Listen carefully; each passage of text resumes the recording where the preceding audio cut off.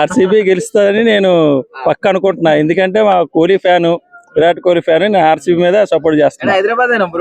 హైదరాబాద్ నిన్నే ఉంటాం మేము, నిన్నే సపోర్ట్. ఎస్ఆర్హెచ్ ఉంది, టీం ఉంది, కానీ మాకు ఫస్ట్ నుంచి కోహ్లీ ఫ్యాన్ కాబట్టి మేము ఎక్కువ ఆర్సీబీ సపోర్ట్ చేస్తాం. హైదరాబాద్ మాది హైదరాబాదే, కానీ లోకల్ అన్ని ఇప్పుడు అమ్ముడిపోయింది. ఎస్ఆర్హెచ్ లో బ్యాటింగ్ ఫామ్ చూస్తుంటే మైండ్ పోతుంది, మరి పోతుంది. సో ఎట్లా స్టార్టింగ్ స్కోర్ వాళ్ళు 300 అంటున్నారు. మరి స్టార్టింగ్ స్కోర్ 300 అన్నా కూడా మన ఆర్సీబీ ఎలా ఉందంటే బౌలింగ్ కూడా ఫామ్ బాగుంది ఆర్సీబీది. వాళ్ళకి టెక్నిక్ ఎలా వేయాలో బౌలింగ్ కూడా అలాగే వేస్తారు. ఇప్పుడు బ్యాట్స్మెన్ అభిషేక్ శర్మ ఆడతాడు బ్యాటింగ్ కరెక్టే, కానీ ఒక బాల్ చాలు అవుట్ అవడానికి. ఆ టెక్నిక్ బాల్ వేస్తారబ్బా.